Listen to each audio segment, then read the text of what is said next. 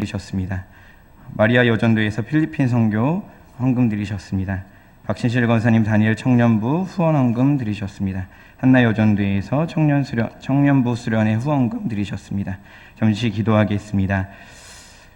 사랑의 하나님, 우리가 서로를 사랑하는 마음으로 선교하고 후원하며 주님 앞에 헌금을 드렸습니다. 이 헌금을 통하여 영혼이 살게 하시고 생명이 살게 하시고 죽어 있었던 자들이 소생하여 아버지를 알고 아버지를 따르며 나아갈 수 있는 귀한 예물이 될 수 있도록 역사하여 주시옵소서. 주님을 만나는 그날까지 우리가 선교하며 후원하는 마음이 없어지지 아니할 수 있도록 도와주시고 하나님의 나라를 확장하는 방법이 되어질 수 있도록 주관하여 주시옵소서. 그리스도이신 예수님의 이름으로 기도합니다. 아멘. 할렐루야. 아멘. 오늘은 아름다운 연합의 중요성이라는 제목으로 여러분과 함께 귀한 말씀을 나눠보고자 합니다.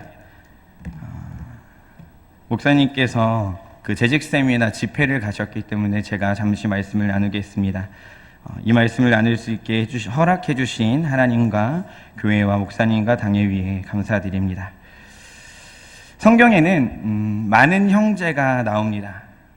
여러분이 기억하시는 성경에 나오는 형제들이 혹시 있으십니까? 최초의 살인을 저지른 가인, 그리고 아벨이 있습니다. 약속을 잊어버리고 몸종을 통해 태어난 배다른 형제, 이삭의 배다른 형제 이스마엘도 있습니다. 또한 장자권의 싸움을 가진 야곱과 에서도 있습니다. 그리고 요셉을 팔아버린 요셉의 형제들도 있습니다.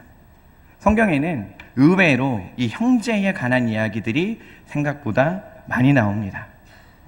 감사합니다. 밝아졌네요. 이와 같이 오늘은 이 형제라는 단어, 연합이라는 단어, 이것을 집중하면서 함께 말씀을 보고자 합니다. 첫 번째입니다. 우리는 그리스도 안에서 한 형제입니다. 1절의 말씀을 함께 다시 한번 읽어보았으면 좋겠습니다. 시작. 보라, 형제가 연합하여 동거함이 그리 선하고 아름다운 것. 오늘의 말씀을 쓴 사람은 다윗입니다. 이 다윗은 여러분이 아시다시피 구약시대에 제일 넓은 땅을 가졌고 제일 호화로웠고 제일 떵떵거리고 살아갈 수 있는 왕이었습니다. 최강으로 부강했습니다. 그렇게 위대한 다윗이 왜 형제가 연합하고 동거함이 이렇게 아름답다고 말을 해왔을까? 역사학자들은 이렇게 말합니다. 다윗이 언약궤를 시온에 안치한 이후에 이 성전에서 거룩한 백성들이 이 언약궤를 중심으로 서로를 도와주고 서로를 바라보고 서로를 향해 베풀고 살아가는 그 삶이 너무나도 아름다워 보였기 때문에 지금 이 다윗 왕이 이렇게 노래를 하고 있는 것입니다. 보라! 형제가 연합하고 동거하는 것이 얼마나 아름다우냐. 언약궤 안에 주님의 말씀 안에 살아가는 것이 얼마나 귀하고 아름다우냐. 이것이 다윗이 왕인데도 불구하고 가난했던 종들이나 가난한 사람이나 부자나 군사나 장군이나 그 모든 백성들을 향해 우리가 한 형제이다 라고 말하고 있습니다. 어떻게 다스리는 자가 다스림을 받고 있는 백성에게 형제라고 이야기할 수 있겠습니까? 우리는 성경에서 형제라는 단어를 많이 듣고 자주 들었기 때문에 그럴 수 있다라고 생각하지만 그때 당시에 이 왕권의 위대함, 왕권의 위엄은 엄청났기에 이 왕이 백성을 향해 형제라 부르는 것은 엄청난 이 가치관의 변화였다라는 것입니다. 그렇다면 구약 시대의 다윗과 우리도 형제가 되어질 수 있을까요? 혹은 지금 이렇게 앉아 있는 우리가 어떻게 하나님 안에 형제가 되어질 수 있겠습니까? 요한복음 1장 12절은 이렇게 말합니다. 영접하는 자 곧 그 이름을 믿는 자들에게는 하나님의 자녀가 되는 권세를 주셨으니. 다른 것이 아니라 하나님의 자녀가 되는 권세를 주셨습니다. 하나님의 자녀, 하나님으로 하나님을 믿는 모든 자들이 하나님의 권석이 되는 그 놀라운 은혜, 그것이 바로 하나님이 우리에게 주신 그렇게 놀라운 은혜입니다. 우리는 하나님을 믿게 되면 하나님의 자녀가 됩니다. 하나님의 자녀라는 것은 모든 믿는 자가 가지게 되는 놀라운 특권입니다. 로마서 8장 15절은 이렇게 이야기합니다. 방송실에서 안 찾으셔도 됩니다. 제가 또박또박 읽어드리겠습니다. 너희는 다시 무서워하는 종의 영을 받지 아니하고 양자의 영을 받았으므로 우리가 아빠, 아버지라고 부르짖느니라. 아멘. 하나님의 자녀가 되었고 우리 하나님을 아버지라, 아빠라 부르게 되었습니다. 우리는 하나님을 아빠, 아버지라고 부르게 되는 것. 가끔씩 제가 힘이 들 때 담임 목사님한테 아버지 이렇게 부를 때가 있습니다. 사모님에게 어머니 이렇게 부를 때가 있습니다. 그것은 자연스럽고 당연한 겁니다. 하나님 안에 이 교회의 아비 되시는 분에게 당연히 그럴 수 있는 것입니다. 자, 잠시만요. 자, 학생부 다리 내려. 앞에 놓은 다리 내고 이거 턱 깨는 거 빼고. 자, 차렷 나봐. 옳지. 수련회를 갔다 왔기 때문에 집중하는 모습을 보여드리려고 합니다. 아이들이 중고등부 예배 드릴 때는 엄청나게 집중하고 졸지도 않고 핸드폰도 보지 않습니다. 에베소서 2장 19절의 말씀을 보면 이러합니다. 그러므로 이제부터 너희가 외인도 아니요 손도 아니요 오직 성도들과 동일한 시민이요, 너무나도 좋은 단어가 여기 나옵니다. 하나님의 권속이라. 아멘. 권속이라는 단어, 식구를 의미합니다. 한 집에서 한 솥에서 한 밥을 먹는 사람이 권속입니다. 가끔 우리가 기도할 때 대표 기도하시는 분들이 이 권속이라는 단어를 귀하게 써주실 때가 있습니다. 그것은 우리가 하나님의 말씀을 함께 먹고 우리가 하나님을 위해서 함께 일하고 우리가 하나님을 믿으며 한 이 교회 위에 있다라는 것을 말합니다. 이렇게 우리는 한 형제 그리고 가정, 교회 안에 하나된 하나의 교회가 되어지는 겁니다. 그렇다면 두 번째입니다. 우리는 어떻게 연합을 해야 되겠습니까? 말씀의 세 구절을 보면서 형제인 것 알 것 같고 하나님의 자녀가 되고 하나님을 우리가 아버지라고 부르게 되고 권속이 되고 시민이 되었으니 당연히 형제인 것 같은데, 그렇다면 우리는 어떻게 연합을 해야 될까요? 로마서 12장 10절은 이렇게 말합니다. 형제를 사랑하여 서로 우애하고 존경하기를 서로 먼저 하며. 아멘.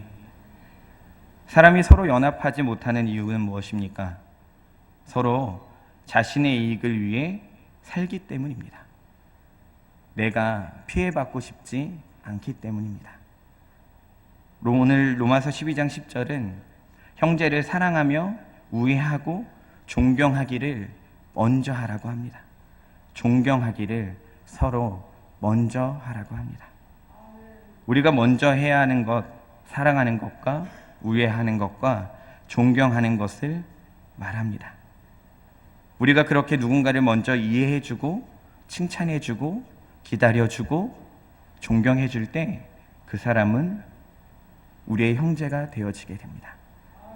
우리는 한 형제이고 하나님을 믿는다 말하지만 내가 존경하지 않는 자가 있다면 내가 혹은 그가 이 형제의 범위에서 넘어가게 되는 것입니다.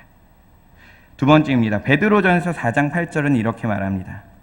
무엇보다도 뜨겁게 서로 사랑할지니 사랑은 허다한 죄를 덮느니라. 아멘. 오늘의 본문은 인간이 가지고 있는 사랑이 죄를 해결할 수 있는 유일한 열쇠라고 말합니다. 성도는 그리스도께서 죄인을 사랑하셨듯이 서로 사랑함으로써 상대방의 허물을 용서하라는 뜻을 가지는 겁니다. 뜨겁게 표현된 이 단어. 여러분은 여러분의 자녀들을 얼마나 뜨겁게 사랑하십니까? 저는 지금 이 중고등부 아이들을 사랑하는 마음이 굉장히 뜨겁습니다. 수련회를 다녀와서 24시간도 지나지 않은 것 같습니다. 여러분은 여러분의 자녀에 대한 뜨거움이 훨씬 크실 것 같습니다. 그렇다면 그 뜨거움을 어떻게 표출하고 어떻게 발산하고 계십니까? 사랑합니다. 관심을 갖습니다. 바라봅니다. 그런데 그 사랑이 나의 욕심과 함께 결부되어서 아이들을, 자녀들을 괴롭게 하는 말과 언행과 행동이 되진 않으십니까? 제가 가끔 제 딸에게 고은아 하지마 라고 이야기할 때가 있습니다. 고은이가 가스레인지 불을 켜려고 하면 당연히 하지 말라고 해야 됩니다. 냉장고 문을 열고 한 손으로는 이 문 앞에 두고 닫을까 말까 놀고 있으면 당연히 하지 말라고 해야 합니다. 그런데 이 말을 하는 나의 감정에 귀찮고 짜증이 나고 지치는 것 때문에 이 아이에게 야 하지마 라고 하는지, 아니면 이 아이가 정말 걱정돼서 하지 말라고 이야기하는지, 부모가 되어 이 말의 의미가 너무나도 다른 것을 느낄 때가 있습니다. 무엇보다도 뜨겁게 서로 사랑할지니 그렇게 사랑하게 되면 허다한 죄를 덮게 되는 것입니다. 하나님께서 우리를 먼저 사랑하셔서 우리에게 먼저 믿음을 주셔서 하나님께서 먼저 우리에게 그 사랑을 표현하셔서 십자가의 놀라운 은혜로 사랑을 표현하셔서 우리에게 주신 그 사랑으로 우리가 우리 안에 있는 형제들 가운데 이 죄를 덮어 나가길 원합니다. 사랑으로 죄를 덮어가는 것. 죄는 그 무엇도 이 죄를 흔들 수 있는 것이 없습니다. 우리들의 열심과 우리들의 최선으로 이 죄를 이기려고 노력한다면 공허해지고 죄책감만 들고 포기하게 됩니다. 하지만 하나님이 나에게로 주시는 사랑과 예수 그리스도의 그 놀라운 십자가의 사랑이 우리 안에 가득하여질 때 그 죄는 덮어지게 되는 것입니다. 지금 오늘의 말씀은 우리 형제 자매들이 그렇게 서로 사랑하여 뜨겁게 허다한 죄를 덮길 원하고 계십니다. 세 번째입니다. 그렇다면 우리가 어떻게 연합해야 되는지, 첫 번째는 로마서 12장 10절이었고 두 번째는 베드로전서 4장 8절이었고 세 번째는 사도행전 2장 46절입니다. 사도행전 2장 46절. 날마다 마음을 같이하여 성전에 모이기를 힘쓰고 집에서 떡을 떼며 기쁨과 순전한 마음으로 음식을 먹고. 초대교회 성도들은 친교를 통해 그들의 믿음이 온전하게 되며 시험을 이겨나갈 수 있었습니다. 우리가 하나가 될 때 개인의 신앙이 성장하며 교회가 부흥하게 됩니다. 자동차는 모든 부품이 협동하여 움직이게 됩니다. 자동차의 부품이 고장나면 자동차가 주행 중에 사고의 위험이 있고 운행이 되지 않듯이 교회도 예수님을 머리로 한 성도들이 한 지체가 되어 돌아가야 합니다.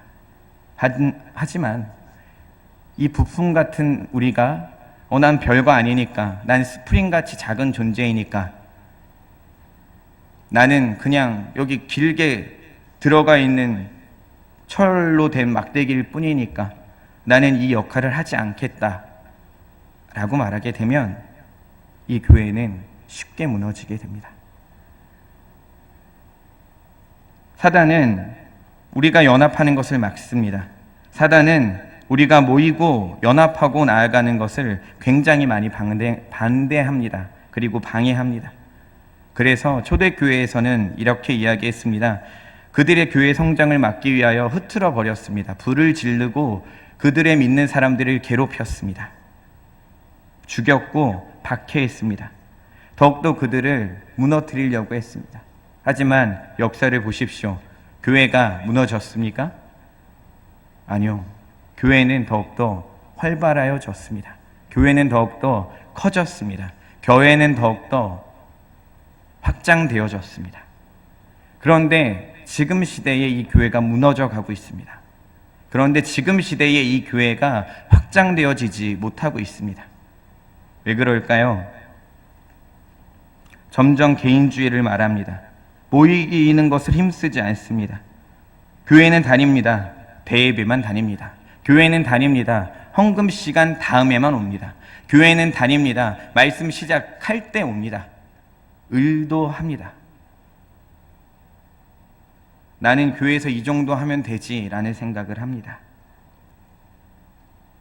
예수님께서 십자가에서 매달려 돌아가실 때 이 정도 하면 구원되겠지라는 마음을 가지셨을까 돌아보게 됩니다.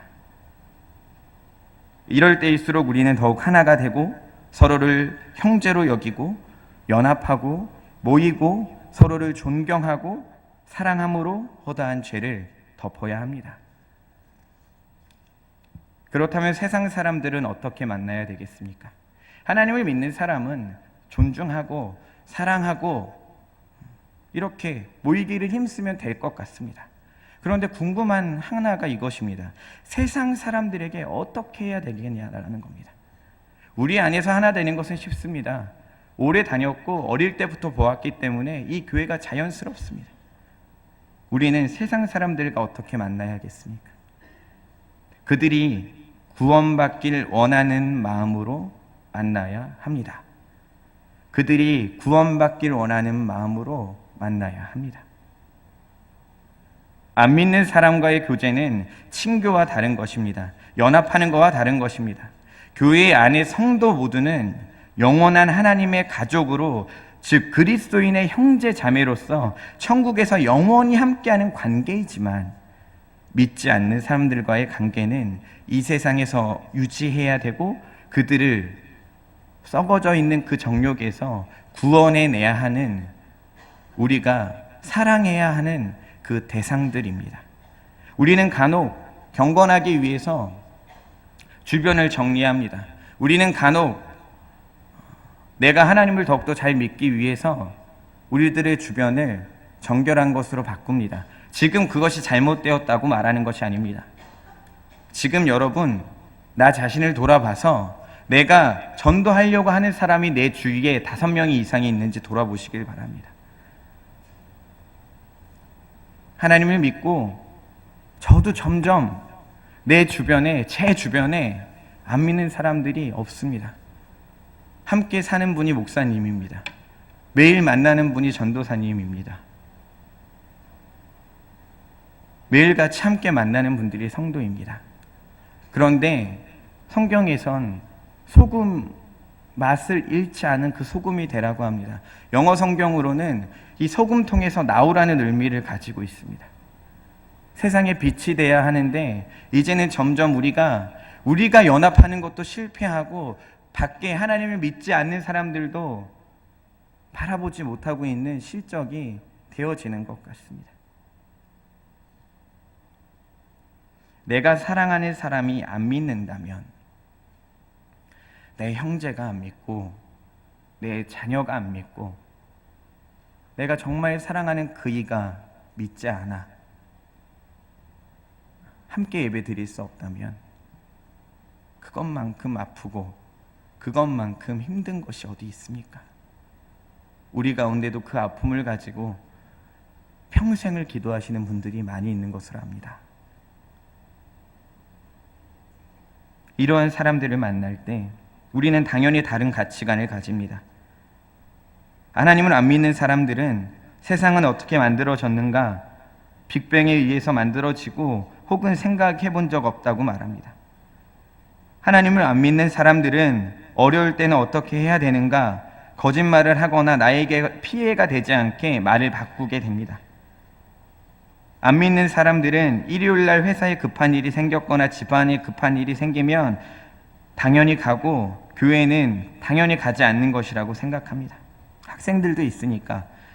시험 시간에 컨닝 페이퍼가 돌았습니다. 하나님을 안 믿는 사람은 당연히 컨닝 페이퍼를 보고 다른 사람에게 넘기고 그것을 통해서 시험을 잘 보면 자랑을 합니다. 이렇게 가치관이 다릅니다. 이렇게 생각하는 것이 다릅니다. 왜냐하면 내 안에 있는 예수가 그들에겐 없기 때문입니다. 왜냐하면 내 안에 살아계셔서 나와 함께 더불어 먹고 나와 함께 더불어 사시는 그분이 그들에겐 없기 때문에 그러한 행동을 하게 됩니다. 그렇다고 그들을 미워하고 그들을 싫어하고 그들을 천박하게 내어보는 것이 아니라 그들을 사랑하고 그들의 영혼 때문에 안타까워 눈물을 흘려야 하는 것이 내 안에 예수 그리스도가 원하는 우리들의 마음이지 않을까 합니다. 마태복음 10장 16절은 이렇게 말합니다. 보라, 내가 너희를 보냄이 양을 이리 가운데 보낸가 같도다. 그러므로 너희는 뱀과 같이 지혜롭고 비둘기 같이 순전하라. 순결하라. 지혜로워라. 순결하라. 이 지혜와 순결을 하나님께서는 제자들을 선택하시고 전도를 보내실 때 그들에게 그렇게 되어야 된다고 기도합니다. 평생을 기도했는데 내 남편은 안 돼요. 평생을 기도했는데 내 자식은 돌아오지 않아요. 이렇게 말하는 이 분의 마음이 얼마나 슬프고 가슴이 아프겠습니까?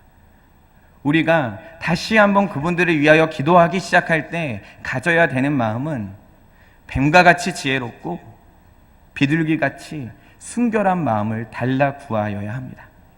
그리고 그 마음을 가지고 포기하지 아니하고 그들의 영혼이 살아나길, 그들이 제발 다시 우리와 함께 예배하길 기도해야 합니다. 네 번째입니다. 그러면 이렇게 연합하게 되고 하나님 안에서 한 형제로서 연합을 하게 되면 우리에게 어떤 결과가 오게 되느냐? 이런 결과가 오게 됩니다. 시편 133편 2절, 오늘의 본문 말씀입니다. 2절을 함께 읽어보겠습니다. 시작.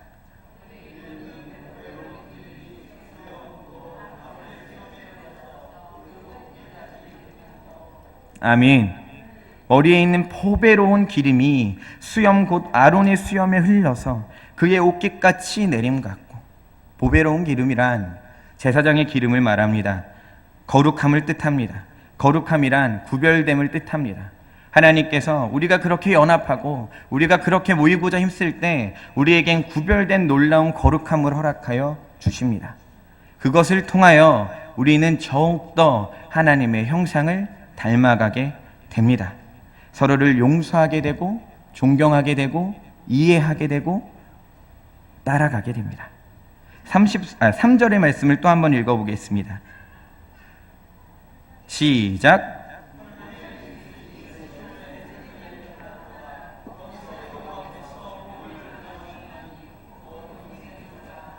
아멘.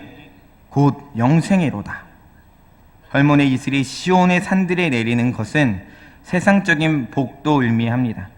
헐몬이 1년 내내 흰눈이 쌓인 곳으로서 그곳에서 눈이 녹아 시온을 적신다는 의미를 가집니다. 복의 근원을 의미합니다. 아브람과 같이 풍성한 열매를 맺게 될 것을 말합니다. 이슬이 내리는 것을 통하여 풍성한 열매가 맺는 것과 같이. 그리고 더욱더 간단하게 한마디로 말합니다. 곧 형제가 연합하여 동거하며 어찌 그리 아름다운지요. 이것이 영생의 삶이다. 하나님의 언약궤를 가지고 하나님의 말씀을 가지고 살아가는 것이 영원한 삶이다. 그것이 천국의 삶이다. 천국은 어떠한 곳입니까? 하나님을 믿고 하나님의 뜻대로 살아가는 곳입니다. 지금 우리도 그렇게 살아갈 수 있는 것입니다. 아멘. 여러분, 인간은 하나님을 믿는 사람은 영생하고 하나님을 믿지 않는 사람은 영생하지 못할까요? 아니면 하나님을 믿든지 하나님을 믿지 않든지 모두 영생할까요? 여기서 단어를 다시 한번 쓰겠습니다. 하나님을 믿든지 하나님을 믿지 않든지 모든 사람은 영원히 살 수 있을까요? 없을까요? 있습니다. 하나님을 믿지 아니하면 영원히 지옥에서 살고 하나님을 믿으면 영원히 천국에서 살고, 하나님을 믿어 영원히 그 천국의 삶을 소망하는 우리가 지금 이 시대에서 그 천국을 소망하기를 원합니다. 그 영생의 복의 시작은 성경은 오늘 이렇게 말합니다. 말씀 안에 형제가 연합하고 동거하며 서로를 존중하고 사랑하고 용서하고 이해할 때 시작되어지는 것입니다. 우리 성남중앙교회 이 영생의 복이 우리에게 넘쳐나길 주님의 이름으로 축복합니다. 요한일서 3장 14절 이 말씀을 끝으로 말씀을 맺어보고자 합니다. 요한일서 3장 14절입니다. 이 말씀은 좀 찾아주시길 부탁드립니다. 성경이 있으신 분들은 함께 찾아보았으면 좋겠습니다. 준비되었습니다. 함께 읽어보도록 하겠습니다. 시작. 형제를 사랑함으로 사망에 옮겨 생명으로 들어간 줄을 알거니와 사랑치 아니하는 자는 사망에 거하느니라. 아멘. 우리가 형제를 사랑함으로 사망에서 옮겨 생명으로 들어간 줄을 알거니와, 내가 생명으로 들어갈 수 있는 것은 무엇이냐? 형제를 사랑함이라. 사랑하는 마음으로 연합함이라. 사랑하는 마음으로 동거함이라. 사랑하는 마음으로 이해함이라. 사랑하는 마음으로 존중함이라. 사랑하는 마음으로 서로를 안아줌이라. 사랑하는 마음으로 서로를 향하여 고개 숙여줌이라. 오늘 오전에 목사님이 말씀하시는 것처럼 사랑하는 마음으로 먼저 인사하고 사랑하는 마음으로 먼저 웃고 그렇게 나아가는 것입니다. 사랑 없는 영생은 무섭고 소름 끼치는 것입니다. 사랑 없는 삶이 지옥입니다. 아름다운 연합이 중요한 이유는 내 안에 예수 그리스도가 십자가를 통하여 사랑을 부어주시고 내 안에 사랑이 샘솟게 하시고 사랑을 통해서 그 보혈을 지나 주님에게로 나아갈 수 있게 하셨습니다. 죄로 인하여 하나님과 절단되어지고 넘어갈 수 없는 그 길을 보혈로 우리가 지나갈 수 있게 허락하여 주셨습니다. 사랑으로 연합하고 하나 되는 공동체, 그것이 성남중앙교회가 되길 원합니다. 2017년 하나님 나라를 위해 사는 여러분에게 연합함의 큰 은혜가 가득하길 주님의 이름으로 축복합니다. 아멘. 함께 찬양하겠습니다. 우리가 옆 사람과 가능하시다면 손을 잡으면서 찬양했으면 좋겠습니다. 형제의 모습 속에 보이는 하나님 영상 아름다워